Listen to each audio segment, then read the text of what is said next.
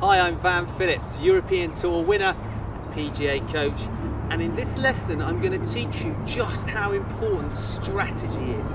Now, believe it or not, before you even make a swing, regardless of your standard, the plan that you make on every tee shot is going to massively impact your score.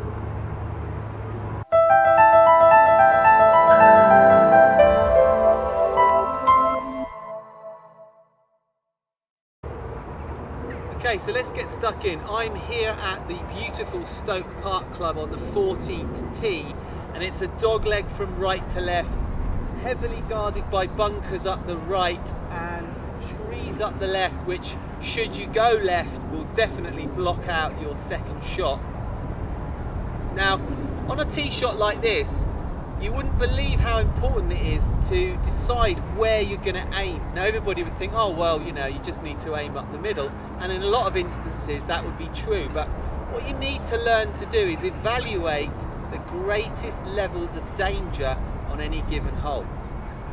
So what do I mean by that? Well, number one in danger level would be an out of bounds fence, okay? Because if we hit it out of bounds, we're going to lose two shots. We're going to lose stroke and distance, and obviously going to massively impact our score.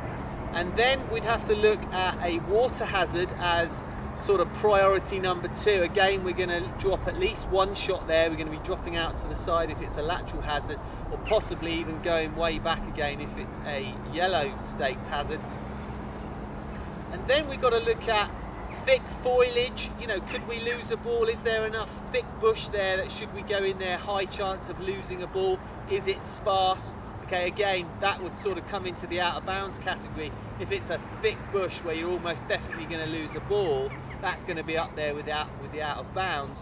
If it's very sparse and the trees are quite open, the risk level is going to come down. So it's not always a case of just aiming up the middle of the fairway. So if we take this hole as my example, the bunkers on the right are very deep.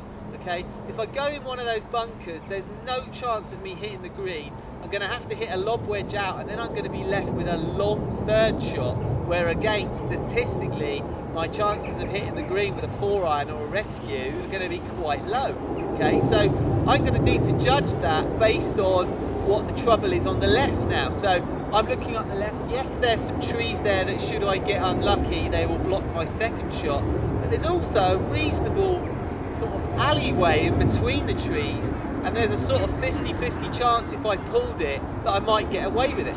Okay, the rough's not particularly thick over that side either. So my strategy here would be to actually air towards the left side of the fairway. I'm going to aim at the left rough actually, okay, which is about 10 yards in from the trees, and I'm going to attempt to hit a tiny fade. Now, if I over fade it, I'm still going to probably catch the fairway. If I pull it a little bit, I'll just be in the rough, but I won't be blocked by the trees. And if I do pull it a lot, okay, then I've got a chance to be blocked by the trees, but I've got that 50-50 chance. So I'm sort of taking the bunkers out of the equation there, unless I obviously hit an absolutely terrible shot, which we can all do at times. But I'm minimising the damage, and that's before I've even made a golf swing. Okay, strategy is so important here. Okay, let's go ahead and see. I'm going to try and execute that plan right now.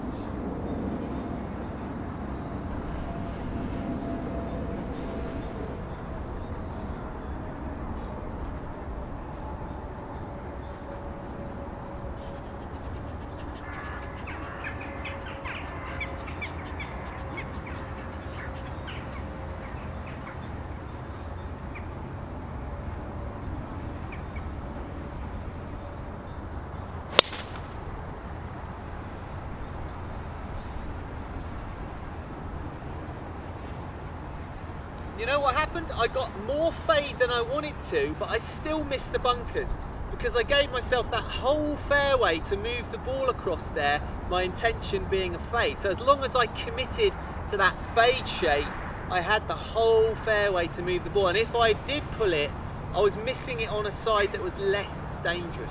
Okay, so I had a great strategy, and even though my execution wasn't brilliant, I would have had a second shot to the flag.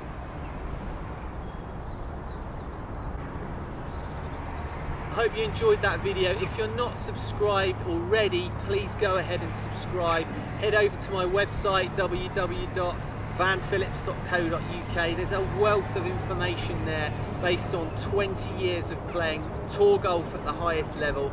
I've learned from the greats like Seve Ballesteros, Bernard Langer, Ian Woosnam, Nick Faldo, Ernie Els. I've played with them all. It's all in there for you to learn from.